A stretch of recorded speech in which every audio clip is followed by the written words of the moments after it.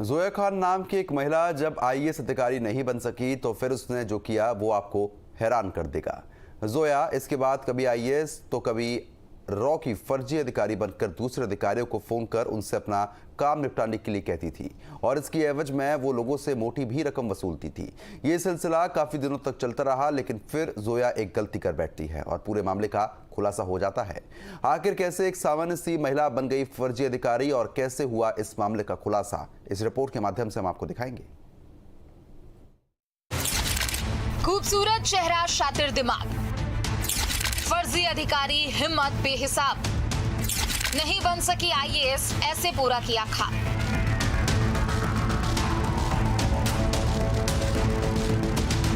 Police की वर्दी में इस महिला को देखिए, जितनी खूबसूरत है उतना ही शातिर है इसका दिमाग। इसका नाम है जोया और इसने जो किया है उसके बारे में जानने पर आपके होश उड़ जाएंगे। ये मैडम जब यूपीएससी का पेपर नहीं निकाल सकी, प्रशासनिक अधिकारी नहीं बन सकी, तो अपने ख्वाबों को पूरा करने का जो इसने रास्ता निकाला उसे सुनकर हर कोई दंग रह गया। जोया अपने आप को आईएएस अधिकारी बताती और फिर फोन कर आईपीएस अधिकारियों पर रौब झाड़ती। जोया स्पूफिंग कॉल के जरिए अधिकारियों के सीयूजी नंबर पर कॉल करती थी। कई बार ये अपने आप को रॉ का अधिकारी बताती, जिसे सुनकर अधिकारियों के होश उड़ जाते और वो आनन फानन में मैडम के आदेश का पालन करने लगते।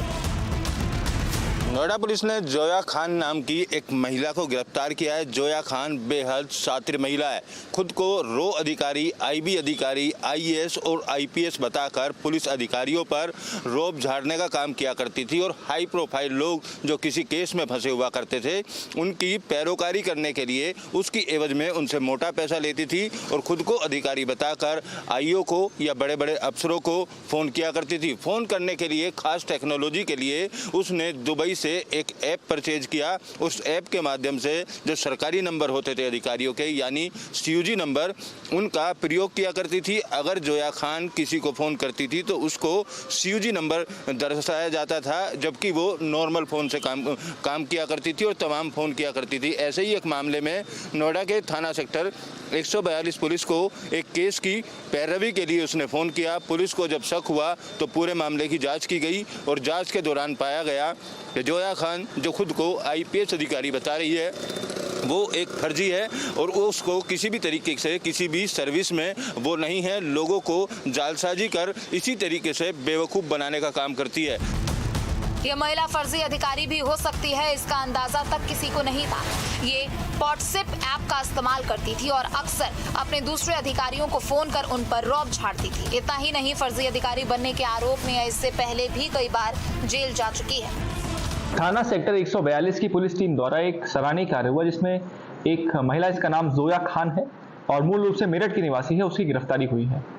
जोया कॉल स्पूफिंग करती थी। कॉल स्पूफिंग का अर्थ होता है कि कॉलर अपनी आइडेंटिटी बदल लेता है और किसी दूसरे की आइडेंटिटी से वो कॉल करता है। इसका मतलब होता है कि जो व्यक्ति कॉल उठा रहा है उसको लगेगा कि उसके किसी विश्वसनीय आदमी से उसको कॉल आ रहा है और उसी का नंबर भी डिस्प्ले होता है, परंतु उस कॉल करने के पीछे कोई और व्यक्ति होता है।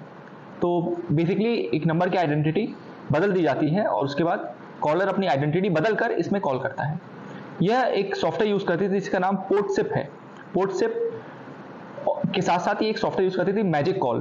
तो यह जोया खान कभी आईबी की अफसर बनकर, कभी रॉ की अफसर बनकर, कभी वरिष्ठ पुलिस अफसर बनकर ये पुलिस वालों को, आईओएस को, विवेचकों को कॉल करती थी और उच्च अधिकारियों के सीयूजी को स्पूफ करके यह आईओ को और पुलिस वालों को कॉल करती थी और उसके बाद अपने काम करवाना चाहती थी। नोएडा में जो केस था उसमें एक 306 के केस में यह इस तरह की गतिविधि कर रही थी और अपने पक्ष में मुकदमा करवाने के लिए इसने आईओ को और एसएचओ को कॉल किया था। यह पेमेंट्स बिटकॉइन के थ्रू करवाती थी और जो ऐप है पोर्टसिप, उसमें बिटकॉइन के माध्यम से पेमेंट होते थे, उसकी भी हमको इसमें रिसिप्ट मिली है। मामला सामने आने के बाद पुलिस ने इस फर्जी अधिकारी को गिरफ्तार कर लिया है, उससे पूछताछ भी जारी है। अब देखना होगा कि मामले में और क्या कुछ खुलासा होता है। जोया खान के मोबाइल से पुलिस को अहम सबूत मिले। पुलिस अधिकारियों का कहना है कि आज से पहले भी वो 4 बार जेल जा चुकी है। मेरठ पुलिस द्वारा उसको जेल भेजा गया है, गुरुग्राम पुलिस द्वारा उसको जेल भेजा गया है, नोएडा पुलिस के द्वारा भी उसको जेल भेजा गया है। 2019 में उसने सिविल सर्विस की तैयारी की थी, उसमें असफल होने के बाद वो लगातार इसी तरीके से खुद को बड़ा अधिकारी बताकर कभी सेंट्रल गवर्नमेंट में तैनात बताया करती थी, तो कभी अलग अलग विभागों में तैनात बताकर इसी तरीके से लोगों का काम कराने के नाम पर, उनको केस से बचाने के नाम पर पैसे ले लिया करती थी। अभी तक कितने रुपए की उसके द्वारा ठगी की गई है उसको लेकर पुलिस अधिकारी जांच करने की बात कर रहे हैं। उसके मोबाइल फोन की भी पूरी तरीके से जांच की जा रही है। किन किन बड़े अधिकारियों के CUG नंबर का प्रयोग किया उसको लेकर भी जांच जारी है। लेकिन ये ऐसी शातिर महिला है जिससे पुलिस के जांच अधिकारियों को भी चौकन्ना रहना चाहिए, सतर्क रहना चाहिए। पुलिस पर रोब झाड़ने वाली महिला जोया खान फिलहाल सलाखों के पीछे है। वीडियो जर्नलिस्ट जैनेंद्र के साथ अमित चौधरी, न्यूज स्टेट, नोएडा।